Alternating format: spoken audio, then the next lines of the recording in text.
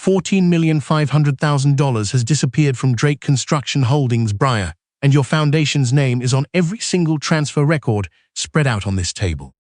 Kellen Drake, 40-year-old managing partner of Drake Construction Holdings and husband of Briar Wynn Drake, dropped a bound folder onto the mahogany dining table without looking at his wife. The chair that had been Briar's, closest to his right, where she had sat at every family dinner for 9 years, had been removed. Tyne Reese, 31-year-old acquisitions coordinator at Drake Construction and Kellen's mistress, occupied it instead, holding a glass of sparkling water. She wore a gold cuff bracelet Briar had never seen before, though she recognized the jeweler's clasp. Kellen had charged a purchase from that same maker 11 weeks ago. No one had touched the food. The table held Augusta Drake's best china, but the meal was decoration, not intention. This room had been arranged the way a courtroom is arranged, with everyone except the accused already knowing the verdict. Augusta Drake, 64-year-old matriarch of the Drake family and Briar's persistently hostile mother-in-law, sat at the far end with her hands folded.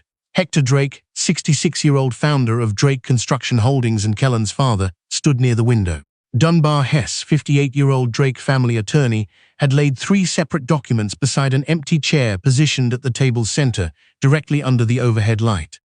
Briar Wynn Drake, 35-year-old director of the Wynn Community Arts Foundation and wife of Kellen, walked toward that chair. She had known before she entered the house that something had been prepared tonight. Her trust attorney, Oswald Finch, 53, had warned her 4 days earlier that someone was systematically collecting her records. Poppy Drake, 28-year-old communications manager at Drake Construction Holdings and Kellen's younger sister, had sent a message 2 hours before dinner that said only, "They are doing something with the company files. Please be careful."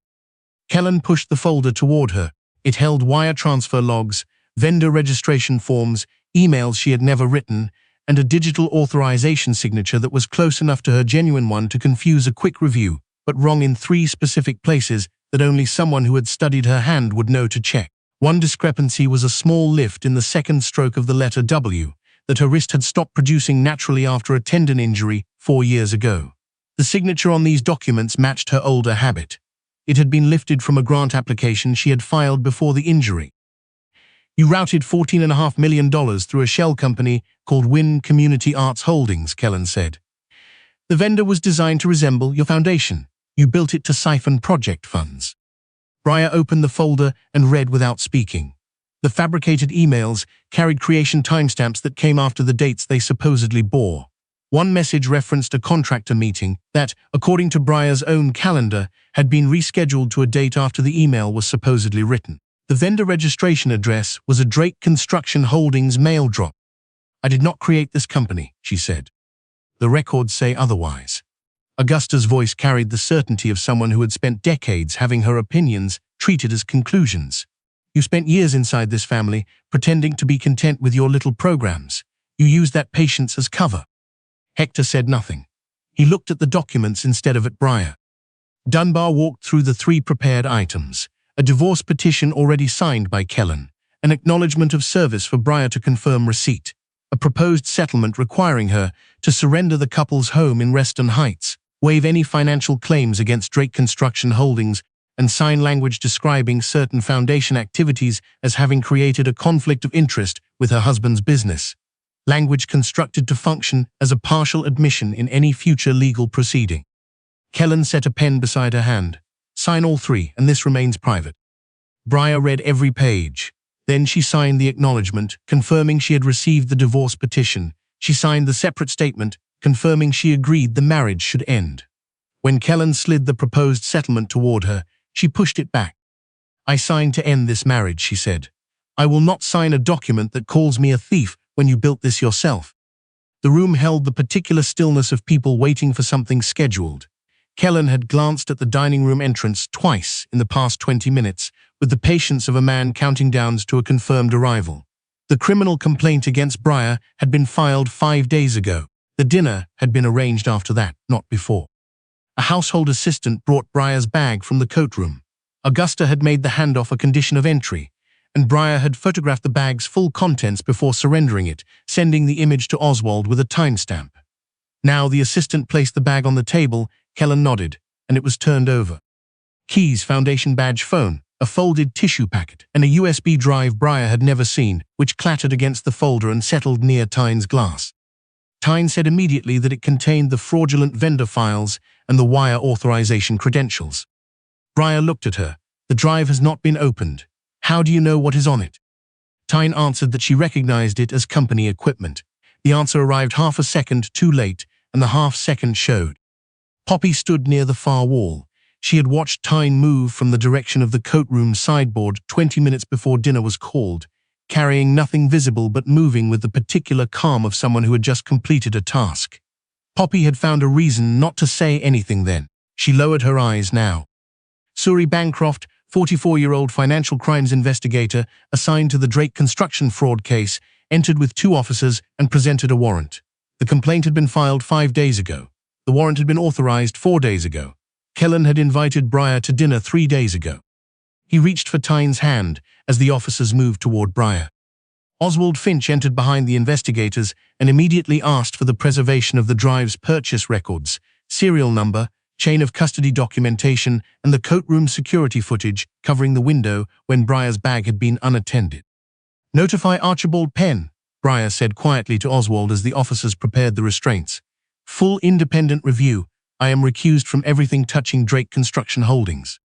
Reston Mack, 49-year-old Drake Construction Holdings controller, was standing in the hallway.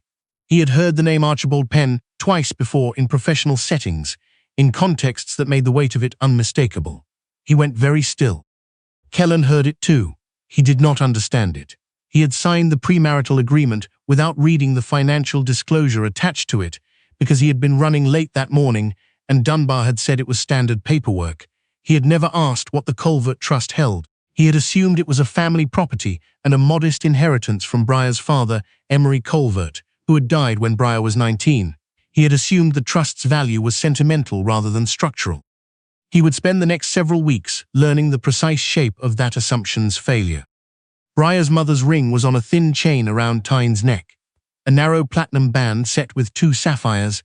It had belonged to Briar's mother, Elspeth, who had died of an illness when Briar was 22 and who had spent the last afternoon of her healthy life sitting in the garden with Briar, telling her that the only inheritance worth protecting was the ability to be useful to someone who needed it. The ring had sat inside a velvet box in Briar's bedroom drawer for 6 years. Kellen had known exactly where it was. Briar saw it when the officers turned her, and the dining room mirror caught Tyne's reflection. She did not reach for it. She filed the image precisely alongside everything else she had observed tonight and walked out of the house with her back straight. Outside the gate, 2 photographers were already in position.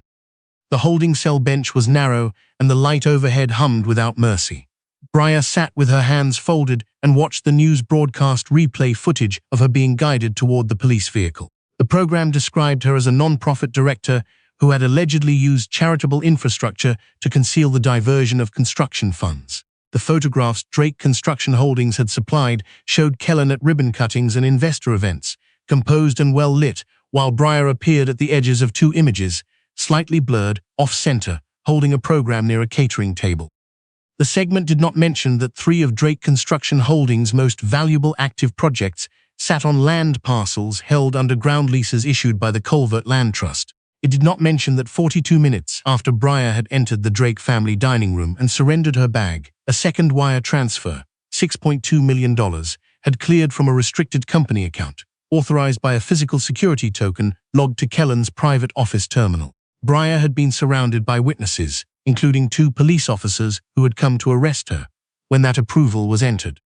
Vida Quill, 47-year-old forensic accountant, contracted by the Culvert Trust's Independent Review Committee, had flagged the timestamp discrepancy within hours of the arrest. She had placed it alongside 14 other evidentiary contradictions in a report Oswald delivered to Suri Bancroft the following morning with a formal preservation demand. Suri looked at the token access log. She wrote a request for the corresponding building entry records and did not speak for a moment after she set her pen down. Briar was released on conditional terms 2 days later. Travel documents surrendered, bonds secured through the Culvert Trust's financial arm with every procedure followed and no official contacted for a favor. Her wealth produced options, it did not produce exemptions, and she did not want them. She went to a property her family's trust maintained outside the city. Kellen had changed the locks on their house before her first court appearance. Augusta had overseen the packing of Briar's belongings, and the boxes that arrived were testimony to 9 years of carefully maintained contempt, books jammed in sideways, clothes folded under heavier items, her mother's letters rolled loose in a plastic bag. On top, still in its store wrapping, was the anniversary gift she had bought for Kellen 3 months earlier. She placed it against the wall without opening it. She already knew what the card inside said. She had written it in a different season, for a different version of the man she had believed she was married to. Vida Quill's forensic report arrived in stages over the following 10 days, and each stage dismantled another piece of the constructed case. The shell company Wynn Community Arts Holdings had been registered using a photograph of Briar's driver's license and her pre-injury signature. The vendor's registered address was a Drake Construction Holdings mail drop. The email account tied to the company had been created from an IP address inside Drake's executive floor on a day Briar had not entered the building. Fabricated messages carried metadata confirming they had been composed after the dates they appeared to bear. The USB drive found in Briar's bag had been purchased through a company security order signed by Tyne Reese. Building entry records placed Tyne near the Reston Heights coat room sideboard during the exact window when Briar's bag had sat unattended. Poppy had photographed Tyne coming from that direction. She had not shown anyone the image on the night of the dinner.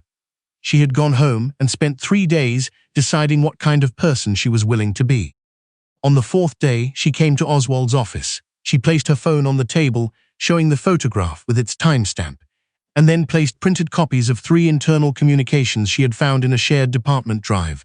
A draft public statement accusing Briar of financial misconduct, timestamped 2 days before the family dinner.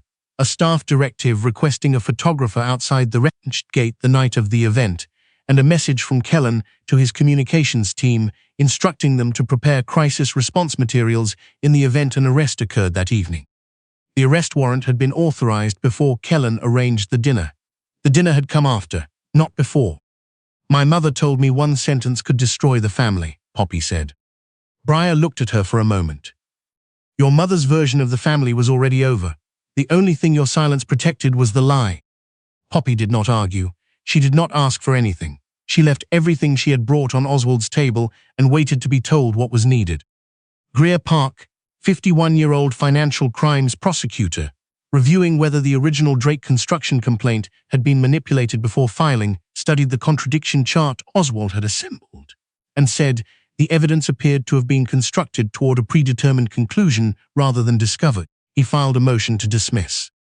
That same morning, Kellen Drake opened Drake Construction Holdings' project management system and attempted to access the Halverson Corridor development files, the company's largest active project, representing 40% of projected revenue for the next 3 years. The system returned an access error he did not recognize. External review hold. Culvert Land Trust compliance audit. He tried the Glenford parcel files, the Eastwick Commons project, the Northland ground lease. Each one returned the same restriction. He called the regional land office. The land office had already contacted Drake Construction's operations desk. The Culvert Land Trust, which held the underlying ground leases for 3 of Drake Construction's most valuable active projects, had requested an independent audit in connection with a fraud investigation involving a Drake Construction Holdings executive account. During the audit period, ordinary project operations continued, but new acquisitions, refinancing of lease positions, and permit extensions requiring trust co-signature were paused. Kellen could finish what was already underway. He could not expand, refinance, or bring new deals to closing. He attempted to reach the Culvert Trust's offices directly. A staff administrator confirmed that all inquiries were being routed through outside counsel, that the Trust's controlling beneficiary had formally recused herself from all operational decisions involving Drake Construction Holdings, and that a governance meeting had been scheduled for the following morning. "What is the beneficiary's name?" Kellen asked. A brief pause. "You will meet her tomorrow." Hector Drake spent that evening in his study, tracing the Culvert name backward through 30 years of regional development history. He knew Emery Culvert had been one of the most respected land strategists in the corridor before his death. He knew Emery had a daughter who had taken her mother's family name after his death for reasons that had never been publicly discussed. He sat with the genealogy moving through his memory, and when he came downstairs, he did not say anything to Kellen. The boardroom the following morning held more people than Kellen had prepared to face. Drake Construction Holdings' 3 independent directors, outside counsel, Vida Quill, and her forensic team with their screens already arranged: Oswald Finch, Surrey Bancroft, Greer Park, Dunbar Hess, who brought his original files and added very little to the conversation. Reston Mack, seated with his own attorney after agreeing through counsel to attend, with the expression of a man who had calculated that cooperation was his only remaining position. Tyne Rees on the far side of the table beside her defense attorney, positioned as far from Kellen as the room's geometry permitted. And Archibald Penn, 72-year-old chairman of the Culvert Land Trust, who had known Briar since she was 19 years old and who rose from his chair when the boardroom door opened. Briar walked in wearing a dark wool coat and her father's watch. She moved to the chair at the end of the table without asking permission, because the room belonged, in the most fundamental structural sense, to the trust she had inherited. One by one, the independent directors rose when Archibald rose. "Briar Wynne Culvert," he said, controlling beneficiary of the Culvert Land Trust and principal ownership authority of the trust's interest in the development corridor encompassing Drake Construction Holdings' 3 largest active lease agreements. The room was completely still. Augusta made a short, dismissive sound. She said Briar had obviously arranged this through some attorney connection made after the arrest. Hector looked at Kellen. "She is Emery Culvert's daughter," he said, quietly, without drama, and Kellen heard what the words were actually carrying. Memories arrived in the wrong sequence. The premarital disclosure he had signed without reading, because they were running late, and Dunbar had said it was standard paperwork. The way Briar had identified the correct lease clause interpretation on the Halverson corridor deal before Drake's own land attorneys had finished their review. The private calls she sometimes took on an encrypted line he had assumed were donor conversations. The precision in her financial analysis. Not the borrowed confidence of someone who had read enough books, but the different, deeper quality of someone who had learned these things, standing beside a person who built them from the ground up. "You deceived me," Kellen said. Briar looked at him across the length of the table. "I told you before we married that I held a protected family trust. You signed the disclosure without reading it. You never asked what it held." She paused. "I wanted to know whether you could love Briar before you knew what Briar's name controlled." She let that land. The answer was no. Vida Quill walked the room through the forensic reconstruction, the forged vendor registration, the cloned digital signature, the IP address on Drake's executive floor, Tyne's credentials on the account manipulation. Kellen's physical token used to authorize the second wire transfer while Briar was across town surrounded by witnesses. The USB drive purchased through a company security order Tyne had signed, the building entry timestamp placing Tyne beside Briar's unattended bag. 2 weeks earlier, Tyne had found a folder in Kellen's locked desk drawer. A contingency document titled Reese Procurement Irregularities, describing a series of vendor decisions Tyne had supposedly made without Kellen's direction or knowledge. He had prepared a secondary story before the first one finished running. She had photographed every page and called a criminal defense attorney the same afternoon. Her cooperation did not make her a victim. It ended the last protection Kellen believed he had. Dunbar set the message printouts on the table. Kellen read 2 pages and stopped speaking. Drake Construction Holdings' independent directors had voted before the meeting began. Kellen's executive authority was suspended effective immediately. His bonus structure was voided. Personal assets connected to fraudulent transactions were restrained under court authority. The property he had planned to purchase with Tyne sat behind a legal hold. The investment accounts, vehicles, and purchases linked to shell vendor payments each appeared on an itemized evidence list. Hector looked at everything on the table. He had built the company over 30 years and allowed his son to believe the family name would protect him from any consequence his choices produced. The wrongness of that belief had cost Briar years of her life, her mother's ring, and an arrest that should never have happened. "I gave you everything I built," Hector said, "and you used it to frame your wife." Kellen had no answer that wasn't already in writing in front of the room. The criminal charges arrived 30 days later: fraud, conspiracy, identity misuse, obstruction. Tyne faced separate counts. Reston Mack, who had altered internal reports and received payments timed to his personal debts, cooperated fully with prosecutors and lost his professional credentials regardless. Augusta came to Oswald's office alone and asked to speak with Briar. When Briar agreed, Augusta sat across from her and said that had she known Briar's family name from the beginning, she would have conducted herself differently from the first day. Briar said, "The woman you treated the way you did deserved fairness before you knew what her name controlled." Augusta had nothing to place beside that. Poppy came separately at a different time, without asking for anything first. She said she had seen Tyne near the sideboard. She had watched her mother silence her at the dinner table and chosen fear over truth. She was not asking Briar to forgive her for it. Briar said, "Courage that arrives late can still matter, but it does not cancel the price someone else paid while you were deciding." Poppy accepted that without arguing. She came back to the foundation the following week and the week after, quietly and without requiring recognition for it. The divorce was finalized on a Thursday. The court accepted both parties' consent to dissolution and entered the final order while leaving disputed property and financial misconduct claims in separate proceedings. Kellen's attempt to characterize Briar's dinner signature as a broader admission had been formally rejected. She had agreed, that night and only that night, that the marriage was over. Nothing beyond that. The foundation recovered.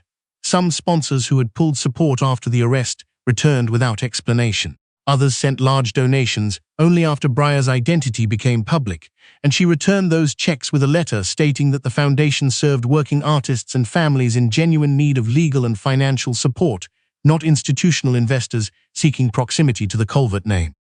Archibald Penn asked, at the Trust's autumn governance meeting, whether Briar was prepared to step fully into her public role as controlling beneficiary. She said yes, and described the role she intended to hold: non-executive, with independent directors retaining operational authority, compliance teams functioning without her interference, and no major decision made on her personal preference alone. Her inheritance was a responsibility. She had watched what happened when people mistook inherited authority for a private entitlement, and she had no interest in becoming that. In November, the Wynn Community Arts Foundation launched 2 new programs funded through the Trust's philanthropic allocation and administered under independent grant committee oversight. The first provided legal support for individuals whose identities had been used to construct false financial records. The second offered forensic accounting education for women entering compliance, financial law, and corporate oversight fields. Briar signed the program charter at a long table in the foundation's main hall, surrounded by scholarship recipients, foundation employees, workers from Drake Construction Holdings, who still had jobs because the independent committee had protected payroll and essential operations throughout the audit, and a number of people she had helped over the years in ways she had never publicized or taken credit for. No seat had been removed from this table. No one had searched her bag at the door. The pen was her mother's. The ring was back on her right hand, returned by court order, polished and undamaged. The signature she put on the charter was entirely her own. Not copied, not lifted, not archived somewhere for someone else to use as a weapon. It was the signature of a woman who had decided that what Kellen had tried to take from her would not become a wound she carried in silence. It would become protection for someone else. When she walked back through the foundation's offices after the signing, a new case file was waiting on her desk. A handwritten note from the intake coordinator was paper-clipped to the front. Urgent. Woman says her name was used to register business loan she never authorized. Her credit is destroyed. She has no attorney and doesn't know where to start. Briar sat down, opened the file, and reached for her phone. She knew exactly where to start.